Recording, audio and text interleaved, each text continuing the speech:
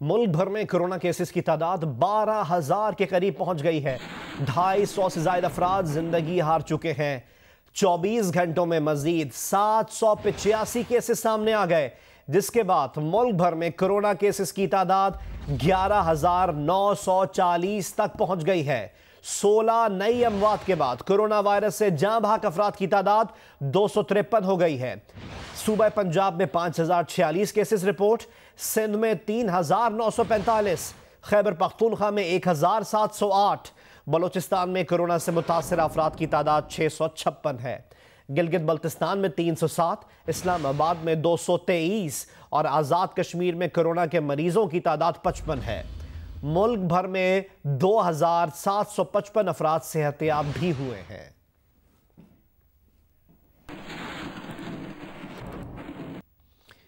सिंध में ताजेर पीर से जुमेरात तक सुबह 9 बजे से 3 बजे के दरमियान ऑनलाइन कारोबार कर सकेंगे।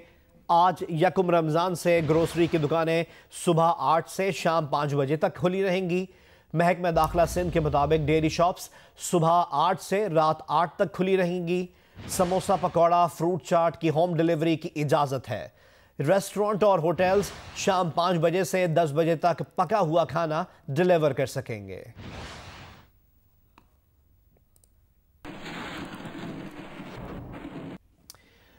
वज़ीर आला सिंध के मुशीर मुर्तज़ा वहाब का कहना है कि ताजरों ने ऑनलाइन कारोबार पर आमादगी जाहिर की है।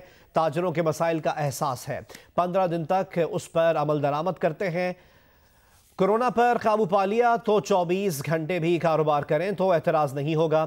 ताजिर कारोबार करें तो हमें टैक्स मिलेगा। जबकि सिंध ताजिर इत्तेहाद चेयरमैन जमील पराचा ने कहा कि छोटा ताजिर पहले भी परेशान था, अब भी परेशान है, उन्हें हिफाजती इंतजामात के साथ कारोबार खोलने दिया जाए। ये बात उन्होंने प्रोग्राम आज शाहजेब खानजादा के साथ में गुफ्तगू करते हुए कही।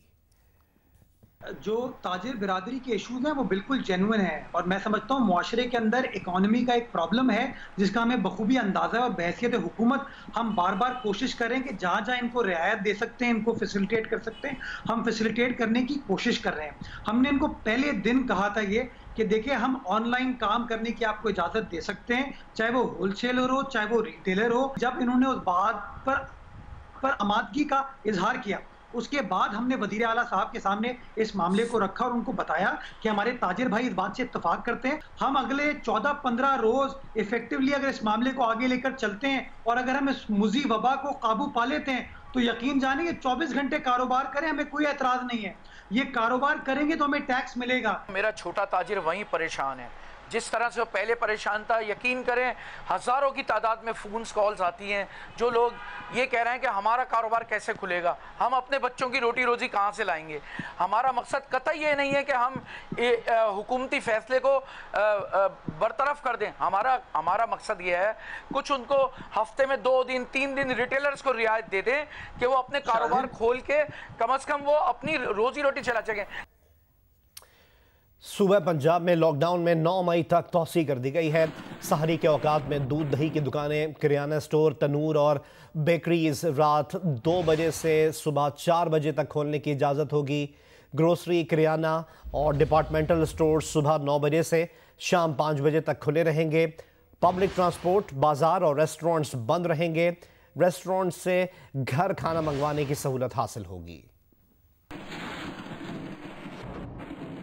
पंजाब उस्मान बुज़दार का कहना है कि लॉकडाउन में तुसी नागुज़ीर है। 9 मई तक तुसी का फैसला मुशावरत से किया। दूध दही की दुकानों, किराना स्टोर्स, तंदूरों और बेकरियों को शहरी के औकात में सुबह 2 बजे से सुबह 4 बजे तक खोलने की इजाजत दे दी गई है। दूध दही की दुकानें, पोल्ट्री और मुर्गी के गोश्त की दुकानें मामूल के मुताबिक सुबह 9 बजे से रात 8 बजे तक खुली रहेंगी। इज्तिमाई सहरी और अफ्तारी पर पाबंदी होगी। ग्रोसरी स्टोर्स, किराना स्टोर्स, डिपार्टमेंटल स्टोर्स और सुपरमार्केट्स सुबह 9 बजे से शाम 5 बजे तक खुली रहेंगी।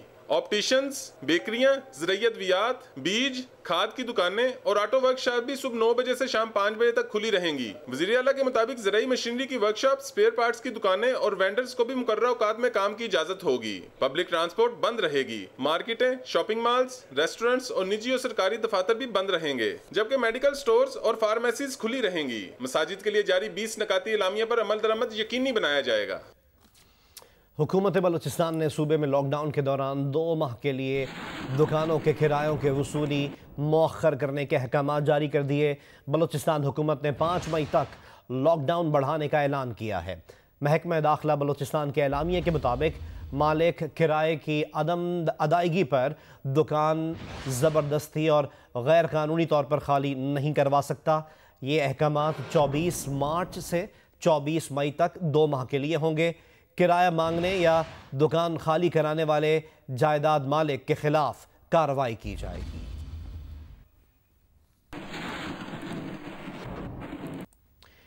वफाकी हुकूमत ने मुल्क भर में लॉकडाउन में 9 मई तक तौसी कर दी। वफाकी वजीर असद उमर का कहना है कि रमज़ान का महीना फैसला कुन होगा।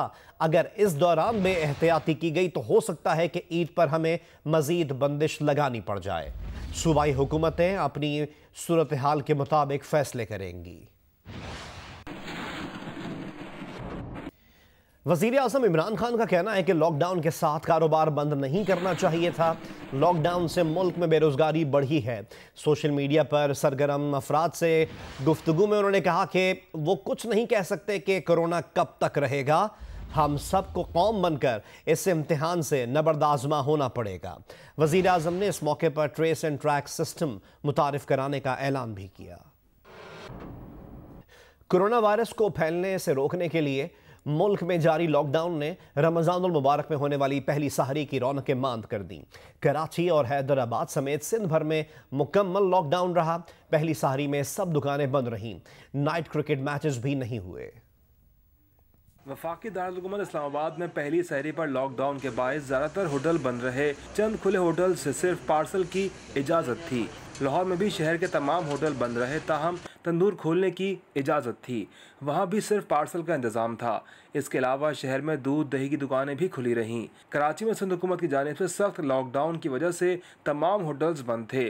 दूध दही की दुकानें भी बंद रहीं। सिंध के शहरों हैदराबाद, सक्कर और नवाबशाह में भी पहली सहरी पर सड़कों पर सन्नाटा छाया रहा। हुकूमती अहकामात के पेश नज़र सख्त लॉकडाउन किया गया। कोई दुकान और होटल नहीं खोला गया। पेशावर में बेशतर होटल्स और दुकानें बंद रहीं। चंद होटल खोले गए तो पुलिस ने बंद करवा दिए। शहर में दूध और दही की दुकानें खुली रहीं। कोयटा में भी बेशतर दुकानें बंद रहीं। चंद खुलने वाले होटल्स पर सिर्फ पार्सल का इंतजाम देखने में आया। दूध दही की दुकानें भी खोली गईं। पंजाब के शहरों गुजरांवाला और शकरगढ़ में कुछ होटल ज़रूर खोले गए, लेकिन बैठकर खाने की ममानियत के बायस शहरियों को सिर्फ पार्सल पर ही गुजारा करना पड़ा। DGISPR major general Babar Iftikhar कहते हैं कोरोना का फैलाव रोकने के लिए आइंदा 15 रोज़ बहुत अहम है। खदशा है आने वाले दिनों में कोरोना केसेस की तादाद बढ़ सकती है। सूरत हाल से निपटने के लिए इनफरादी और इज्तिमाई तौर पर शदीद एहतियात की ज़रूरत है। घरों को इबादतगाह बनाएं। मुल्क में स्मार्ट लॉकडाउन के जरिए कोरोना से निपटा जा रहा है। कोरोना के खिलाफ जंग में चीन की मदद को कदर की निगाह से देखते हैं। इस मुश्किल वक्त में पाक फौज का इंटरनल सिक्योरिटी अलाउंस ना लेने का ऐलान। फ्रंट लाइन पर मौजूद तिब्बी अमले और मईशत का पहिया चलाने वालों को खिराज तहसीन पेश किया। उल्मा और मीडिया के किरदार को भी सराहा। अल्हम्दुलिल्लाह पाकिस्तान में सिविल मिलिट्री क़यादत मिलकर इस वबा के ख़िलाफ़ एक जामे हिकमत अमली से आगे बढ़ रही है। पिछले 58 दिनों के जायज़े के बाद ये वाज़ेह है कि कोरोना कन्फर्म केसेस हमारी इनिशियल प्रोजेक्शन से कम है अल्हम्दुलिल्लाह, लेकिन ख़दशा है कि अगले 2 हफ्ते में ये तादाद पीक कर सकती है। स्मार्ट लॉकडाउन के दौरान हुकूमती अहकामात के मुताबिक track trace and quarantine strategy, जिसको TTQ स्ट्रेटजी कहा जा रहा है, यही हमारी कोविड-19 के ख़िलाफ़ एफ़र्ट को ड्राइव करेगी।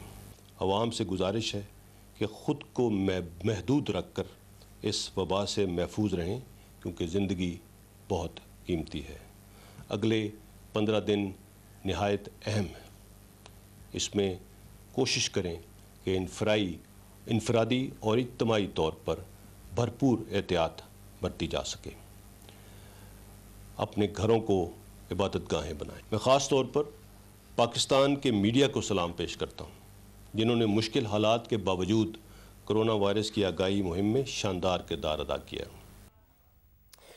एक और अपडेट आपसे शेयर करें कि chairman NDMA lieutenant general Mohammad Afzal Muzaffar का कहना है कि अगले हफ्ते पाकिस्तान में हर रोज कोरोना वायरस के 50,000 टेस्ट होने लगेंगे।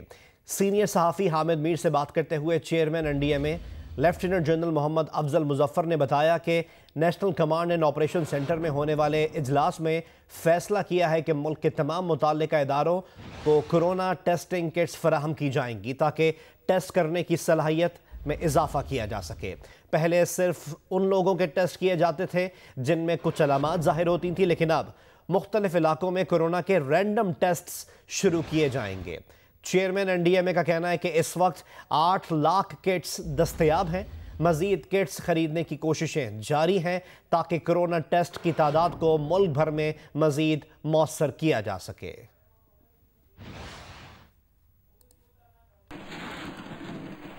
जियो न्यूज़ के प्रोग्राम कैपिटल टॉक के मेज़बान हामिद मीर ने अपने प्रोग्राम में मौलाना तारिक जमील के मुतनाज़ बयान का मामला उठाया था और उनसे मुतालबा किया था कि वे उस मीडिया मालिक का नाम बताएं जिसने उनसे कहा था कि अगर झूठ बंद किया तो चैनल बंद हो जाएगा।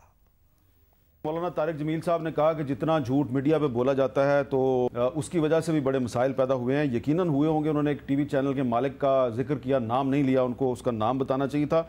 तो जो भी मीडिया पे बैठ के झूठ बोलता है उस पर अल्लाह ताला की लानत। हम उनका बड़ा एहतराम करते हैं, लेकिन क्योंकि उन्होंने एक ऐसी बात की है कि जिससे मीडिया के बारे में कुछ सवालात पैदा हुए हैं, तो हम भी उसका जवाब देने का राइट रखते हैं। मौलाना तारिक जमील साहब पे वाजिब है कि जिस चैनल के मालिक का नाम लिया उन्होंने कि वो कहता है कि चैनल पर अगर झूठ ना बोले तो चैनल नहीं चल सकता, तो ये एक बहुत बड़ी बात है। उसका उनको नाम लेना चाहिए और ये उनका एक मजहबी फरीज़ा है। वफाकी वजीर शीरी मजारी का कहना है कि बात मज़हका खेज़ है कि शॉर्ट स्लीव्स पहनने वालियों या गुमराह कुन तालीमी इदारों के सबब कोरोना फैला है। ऐसी बातें जहालत और औरत से नफरत वाली जहनीत की अक्कास हैं। ये नाकाबिल कबूल है। एक बयान में शीरी मजारी ने कहा कि इस तरह के मज़हका खेज़ इल्ज़ामात से ख़वातीन को निशाना बनाना कबूल नहीं करेंगे। हमने आईन पाकिस्तान के तहत अपने हुकूक़ के लिए सख्त जद्दोजहद की है। फवाद चौधरी ने इसी बयान पर तबसरे में कहा, दीन मुल्ला फसाद फी सबीलिल्लाह।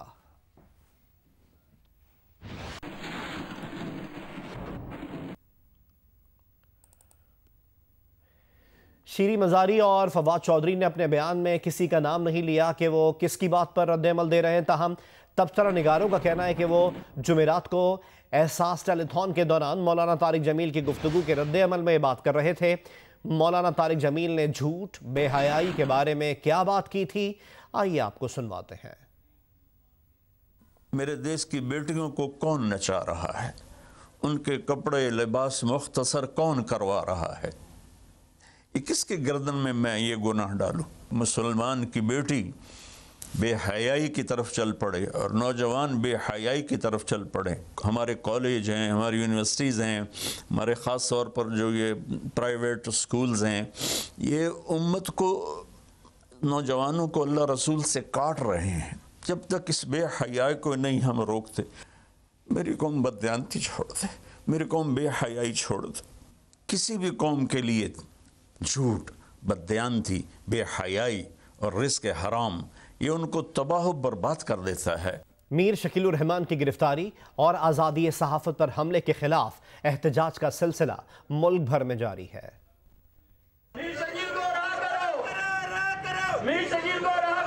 कराची में सहाफ़ी तंजीमों और जंग और जियो की CBEs की जॉइंट एक्शन कमेटी के तहत जंग बिल्डिंग के बाहर एहतजाजी मुजाहरा किया गया, जिसमें media workers, all Pakistan clerks association, Karachi union of journalist, association of camera journalist, Jang employees union, Javed press employees union, the news employees union और एपने के नुमाइंदों ने शिरकत की। मजदूर और सहाफ़ती तंजीमों के ओहदेदारान ने कहा कि मीडिया वर्कर्स बैक वक्त मुआशी और आज़ादी सहाफ़त की जंग लड़ रहे हैं।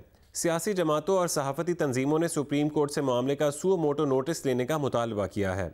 रावलपिंडी में जंग, द न्यूज़, जियो न्यूज़ के वर्कर्स ने मीर शकील रहमान की गिरफ्तारी के खिलाफ एहतजाज किया, जिसमें सहाफ़ियों और दीगर मकतबा फ़िक्र के अफराद ने शिरकत की। शुरका ने मीर शकील रहमान की गिरफ्तारी की मजम्मत और उनकी फौरी रिहाई का मुतालबा किया। लाहौर के डेविस रोड पर एहतजाजी कैंप में सुहेल वड़ाइच समेत सीनियर सहाफ़ियों, लाहौर प्रेस क्लब के सदर अरशद अंसारी, अवामी नेशनल पार्टी पंजाब के रहनुमा अमीर बहादुर खान होती समेत दीगर ने शिरकत की। मुकर्रीन का कहना था कि मीर शकील उर रहमान ने कोई जुर्म नहीं किया। उनका जुर्म सिर्फ सच बोलना, सच लिखना और सच दिखाना है, जिससे रोकने के लिए उन्हें गिरफ्तार कर लिया गया। इस मौके पर बच्चों ने आज़ादी सहाफ़त के लिए खुसूसी नज़्म पढ़ी। कोयटा में जारी मुजाहिरे में जंग और जियो के कारकुनों ने शिरकत की। इस मौके पर कारकुनों ने जंग और जियो को जीने दो और आज़ादी सहाफ़त जिंदाबाद के नारे लगाए और मीर शकील रहमान की फौरी रिहाई का मुतालबा किया। मुल्तान में जारी एहतजाजी कैंप में सुन्नी तहरीक, मुत्तहिदा मिलाद काउंसिल, शिया उलमा काउंसिल और मसीही कम्यूनिटी के रहनुमाओं ने शिरकत की। मुजाहिरीन का कहना था कि मीर शकील रहमान की गिरफ्तारी मीडिया का गला दबाने के मुतरादिफ है। सुप्रीम कोर्ट मीर शकील की गिरफ्तारी के खिलाफ अज खुद नोटिस ले। बदीन के शहर टंडो बागों में सदर प्रेस क्लब मोहम्मद सलीम मेमन की क़यादत में मुजाहिरा हुआ। मुजाहिरीन का कहना था कि मीर शकील रहमान की गिरफ्तारी आज़ादी सहाफ़त पर वार है। शोरकोट प्रेस क्लब मुजाहिरे में सियासी जमातों, वकला, सहाफ़ी तंजीमों, सिविल सोसाइटी और मुख्तलिफ मकातिब फ़िक्र के लोगों ने शिरकत की। मुजाहिरीन ने मुतालबा किया कि मीर शकील रहमान को फौरी रिहा किया जाए। मुस्लिम लीग नून के सदर शहबाज शरीफ ने रमज़ानुल मुबारक की आमद पर कौम को मुबारकबाद दी है। उनका कहना है कि माह मुक़द्दस में गरीब, नादार और सफ़ेद पोश अफराद और घरानों की कफ़ालत सबसे बड़ी इबादत है।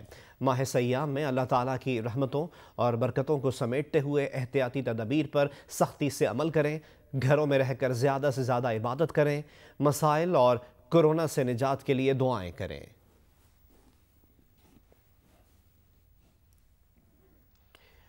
नून लीग के सीनियर रहनुमा शाहिद खाकान अब्बासी का कहना है कि हुकूमत ने कमीशन करप्शन करके बनाया है, जिसका मकसद वज़ीर आज़म इमरान खान, असद उमर और वज़ीर आला पंजाब सरदार उस्मान बुज़दार को बचाना है। ये मलबा मिलों पर डालना चाहते हैं, जबकि सहूलतकार यही लोग हैं। ये बात उन्होंने प्रोग्राम आज शाहज़ेब खानज़ादा के साथ में गुफ्तगू करते हुए कही। मैं मुबारक देता हूँ हुकूमत को कि उन्होंने ये कमीशन, ये कमेटी बनाई, लेकिन करप्शन करके बनाई। ये क्राइसिस भी तो इसी हुकूमत ने पैदा किया ना, मैंने तो नहीं पैदा किया। तो खुद ही मिस गवर्नेंस करें, खुद ही करप्शन करें और खुद ही कमेटियां बनाएं। और मैं आज भी कहता हूं इस कमेटी का मकसद सिर्फ प्राइम मिनिस्टर इमरान खान को बचाना है, ईसीसी के चेयरमैन असद उमर साहब को बचाना है और चीफ मिनिस्टर पंजाब उस्मान बुज़दार को बचाना है। ये मलबा जो है वो मिलों पर डालना चाहते हैं। सहूलतकार तो ये हैं, फैसले एक्सपोर्ट के इन्होंने किए, कीमतें इनके सामने बढ़ती रही, इन्होंने एक्शन नहीं लिया। अगर आप मौका देंगे तो मिल मालकान, मिडल मैन जो हैं वो तो पैसे बनाएंगे, क्यों नहीं बनाएंगे? उनको तो मौका आपने मुहैया कर दिया और मौका उनको मुहैया किया जो उसी टेबल पर बैठे हुए थे। तो अब अपने आप को उससे मुस्तस्ना तो कर नहीं सकते ना। तो ये इस पार्टी की मिली जुली करप्शन है, इस हुकूमत की करप्शन है। हम तो ये अवाम के सामने रखना चाहते हैं। DG rangers Sindh major general Umar Ahmed Bukhari ने सैलानी वेलफेयर ट्रस्ट का दौरा किया। दौरे के दौरान डीजी रेंजर्स को ट्रस्ट के मुख्तलिफ शोबाजात के बारे में तफसीली ब्रीफ किया गया। इस मौके पर मेजर जनरल उमर अहमद बुखारी ने कहा कि सैलानी वेलफेयर ट्रस्ट की खिदमात काबिल तहसीन है। डीजी रेंजर्स ने इदारे की जानिब से वबाई मरज़ कोरोना के दौरान आवाम को फराहम की जाने वाली सहूलतों पर स्टाफ को खिराज तहसीन पेश किया। इस मौके पर सैलानी वेलफेयर ट्रस्ट के CEO मौलाना बशीर अहमद फारूकी ने सूबा सिंध बिलखुसूस कराची में क़याम अमन और वबाई मरज़ कोरोना वायरस के दौरान रेंजर्स के किरदार को सराहा।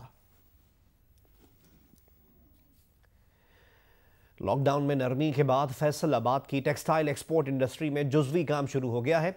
इस दौरान क्या एहतियाती तदबीर इख्तियार की जा रही हैं, ये बता रहे हैं हम्माद अहमद अपनी इस रिपोर्ट में। लॉकडाउन में नरमी, बंद सनतें खुलने लगी, सनती पहिया चलने लगा, मजदूरों को भी रोजगार मिलने लगा। वबा के दिनों में मुआशी तंगदस्ती की परेशानी उठाने वाले हुनरमंदों ने मजीद एक हुनर भी सीख लिया। हुकूमत के भी शुक्रगुजार हैं कि उन्होंने कुछ लॉकडाउन में नरमी की है और रोज़गार चले हैं। हम सब मजदूर बहुत परेशान थे, काम काज की वजह से तो काम घर चलते हैं। फैक्ट्रियों में sanitiser walk through gate, temperature gun, समाजी फासला, बायोमेट्रिक हाजिरी पर पाबंदी समेत कोरोना वायरस से बचाव के लिए हिफाजती इंतजामात किए जा रहे हैं। मगर सनतकार बरामदी आर्डर्स और खाम माल की दस्तयाबी के हवाला से परेशान दिखाई देते हैं। इन हालात में बायर्स जो हैं वो तो अभी ऑर्डर प्लेस करना शुरू नहीं किए और वो भी उनसे निगोशिएशन कर रहे हैं कि कोई किसी बायर ने ऑर्डर्स कैंसिल किए हैं। टेक्सटाइल सेक्टर के दीगर शोबों समेत मकामी सनतें ताहाल बंद और बड़ी तादाद में मजदूर बेरोजगार हैं। फैक्ट्री मालकान और मजदूरों का मुतालबा है कि कपड़ा बनाने की फैक्ट्रियां, धागे और कपड़े की खरीदो फरोख्त का कारोबार खोलने की भी इजाजत दी जाए। कैमरामैन अली अरसलान के साथ हमाद अहमद, जियो न्यूज़, फैसलाबाद।